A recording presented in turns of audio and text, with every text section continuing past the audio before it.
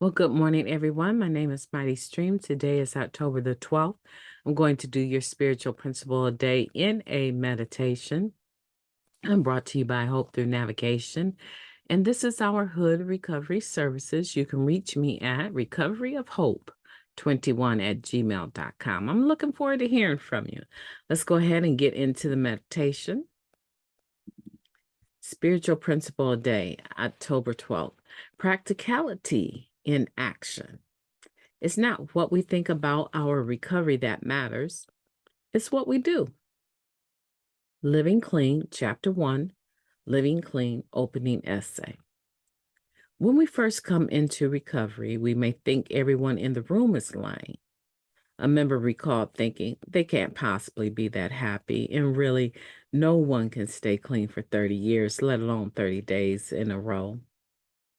We may even tell ourselves, there is no way we can stop using and have a fulfilling life. Despite our internal monologue, we continue showing up to meetings and putting some clean time together. We take suggestions, pick up a commitment, get a sponsor, and begin working steps, all the while thinking this won't work for me. We do our best to ignore that devious little voice inside us. After all, what we have been doing up to this point hasn't really been working either. As we take these practical actions, the heaviness lifts from our heart. We experience moments of joy and freedom, clean. We realize that we have been doing all of the things we told ourselves were not possible. Now we have 6 months clean, and our lives are so much fuller than we thought they could be. When we share in meetings, we realize that we become those people who we thought were lying to us. One of the most practical things we do is to show up and tell the truth about our lives. When we no longer need to fabricate stories and justifications, it frees up a lot of mental energy. We share our victories, our process, and our mess as they are happening. While the disease still talks to us, nowadays our recovery also chimes in to remind us that we're right where we're supposed to be. Doing the footwork frees us to live in the present. We have a solid foundation and a network of connections in our recovery community. Our world has become fuller and more fulfilling. We have found a family in Narcotics Anonymous. We want more of these gifts, so we continue to put one foot in front of the other, doing the things that brought us to this point. I will take a practical approach to my recovery today. I'll thank the committee in my head for sharing and take positive actions that enhance my recovery and my life. Isn't that true how we discount ourselves? We discount our recovery. We discount, I don't want to say discount, but we just really don't think it's going to work for us. We look around and we see other people doing it and engaged, and sometimes they're getting together to have coffee and do certain things. And we think this is not who I am. This isn't me.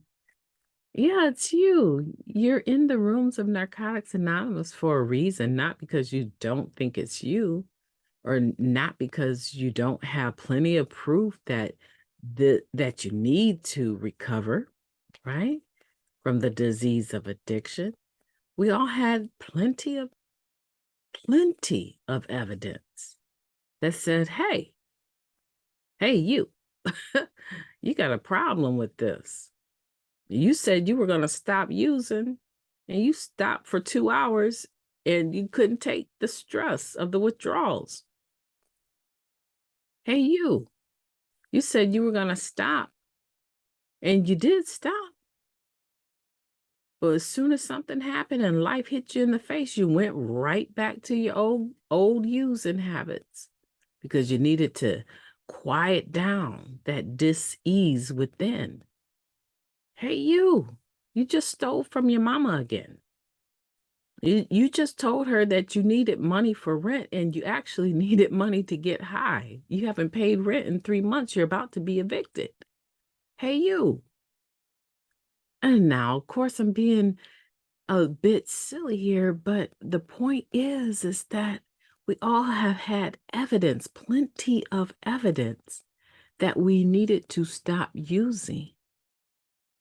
And you know, one of the biggest issues I'm thinking is happening here now that recreational use of marijuana has become like alcohol, right? You can go get alcohol, tobacco, you can go get coffee, you can go get whatever you want to change,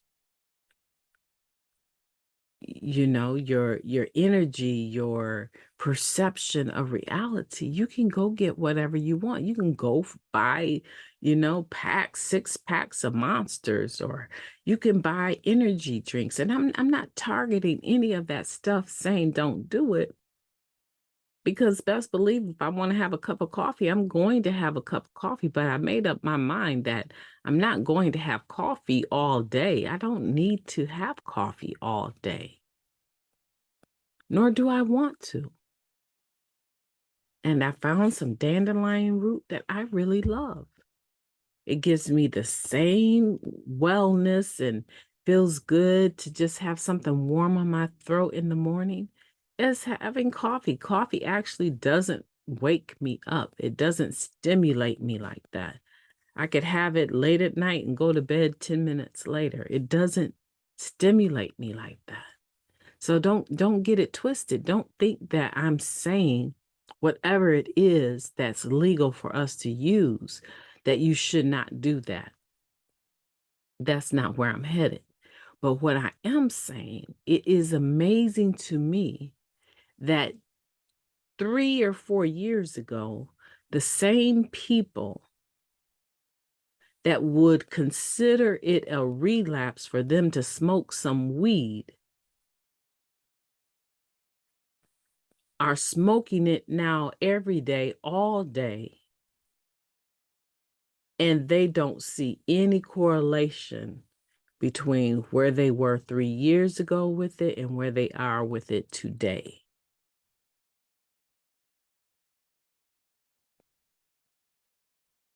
Three years ago, you wouldn't touch it, but now moving forward, it's legal and you touch it every day, all day.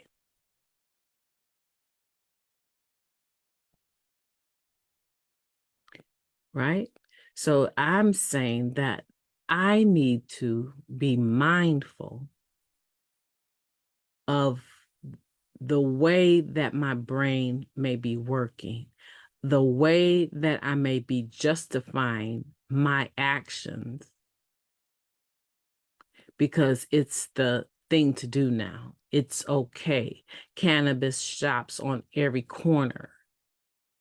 But 3 years ago, you had a problem with it and you really felt the difference. You felt like you were getting high. But today, you smoke it like you're smoking a cigarette and it's not a big deal to you. So just because the community, the policies and procedures are changing, because we went through this with alcohol, it too, I mean, in order to get it, it had to be bootleg. It was underground, right? Many wars and gang fights have happened over alcohol. And the ideal is that if you decriminalize it, right? If you decriminalize it, then people will break out in felonies a lot less. And that's true. I mean, when we talk about the unhoused, they've decriminalized being able to urinate in public. It's not sociably acceptable still, but look for it to start happening more, because we have more unhoused people that don't have public restrooms that they can just run to. So I'm just saying procedure and policy will change things. And as they change things, people begin to warm up to the ideal of it and establish some acceptance of it. And it is no different, actually. And when we're talking about the practicality in action, we'll look at a group of people and be in the same group. And we can't see the forest for the trees sometimes. We'll be in the rooms of recovery disqualifying ourselves because we're not like those people. But come to find out that if we just stop doing the disqualifying ourselves and the comparing ourselves and looking at the differences and look at all of the evidence that led us to the rooms, we will find that we're more alike than we're disalike. For one person, it could be their addiction to a certain drug. And for another person, it could be their addiction to something that is becoming sociably acceptable. But at the end of the day, what brought you here? I heard a gentleman sharing the other day on a meeting that I frequent, and it was so heart-wrenching. It was really, really touching, emotionally touching, had me in tears. And he said that he used to be, he used to feel like he didn't fit in because his drug of choice didn't involve needles, right? I knew exactly where he was coming from. So you somehow start to disqualify yourself from having the right to recover from your drug of choice, from your habit, because it's not as intense as society is saying it is. We all deserve the opportunity of recovery. We all deserve to be free. We all deserve to be able to interpret where we're at in a manner that will allow us to recover if the place we figure out where we're at is not where we want to be. That's heavy, right? That's a heavy discussion, but it's a discussion that we need to stop disqualifying ourselves, is the point. Stop looking at the differences. Stop justifying what we do use, knowing goodness well 3 years ago, or maybe even further of a time ago, we would not have been able to accept that as something we could use every day, right? I'm not talking about having a medical card. I'm not talking about that. You don't even need that anymore. I'm not talking about that. I'm talking about those that are abusing things that are legal. I'm not talking about needing it because of a medical condition. I'm talking about using it just because it's legal, and you cannot go a day without it. People talk about stop smoking cigarettes all the time. They stop but can't stay stopped. That's their thing. For someone else, it might, excuse me, for someone else, it might be sugar. Every person is different, and every person has a right to come into the rooms and find the similarities and recover. You recover from what you're recovering from, and realize that you have a right to be in the rooms. We're talking about the disease of addiction. We're not talking about a specific drug, your drug of choice, your gateway drug. We're talking about the disease of addiction. We're talking about the stuff that makes you pick it up. And when you start doing the work on why you pick certain drugs up over other drugs, when you start doing the work and figuring that out, you'll find that you're less accepting of picking up anything.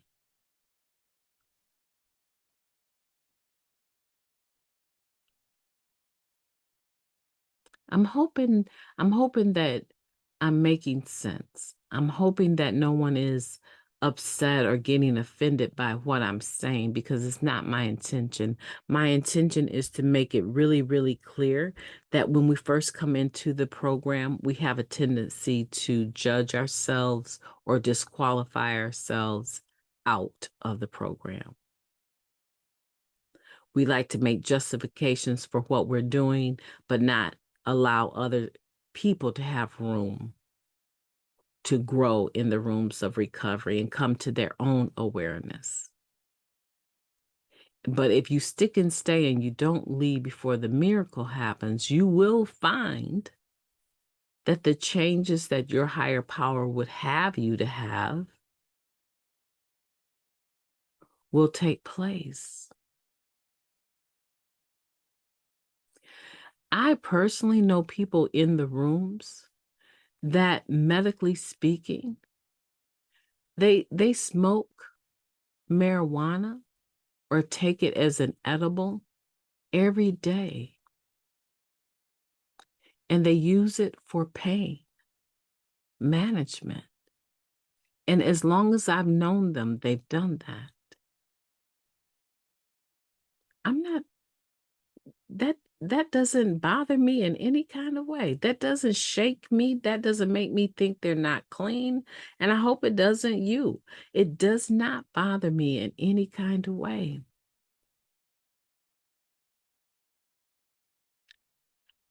I know plenty of people that go to the Mother Fellowship, and they have been sober. I'm trying to tell you, they have been sober for 30 years or more. And they will never walk into the rooms of Narcotics Anonymous because they personally will not stop smoking their weed or using their meth or whatever it is they want to use. As long as they don't touch alcohol, they feel fine. Okay. If that works for you, because being in that particular fellowship has a lot other allowances, long as you don't pick up the drink, right? I know plenty of people that make exceptions for whatever it is they need to do. I just want to make sure that whatever we're justifying, that is practical and it's practicality in action. Because if it's practical, it's spiritual. And if you know that it's not, and you're having an issue with some changes, then just ask the God of your own understanding to help you make the changes. I really believe that your higher power is enough for you. I really do. I hope that this has been helpful. We do the footwork to free ourselves in our present lives. We set a solid foundation and develop networking connections in our recovery community, because that helps us to be accountable to someone and not always having to live within our own thought processes, not having input from other people. And a lot of times it's a tactic to make sure that the committee in our heads is running things and we don't expose it to other people, because we don't want other people to be able to speak into our lives in a way that can help us. But if I can stay clean, you can stay clean. If I can do it, you can do it. The difference between those that stop but can't stay stopped and those that stop and never pick it back up is that there just happened to be a committee at that point in time in their lives that had the more powerful voice than their higher power.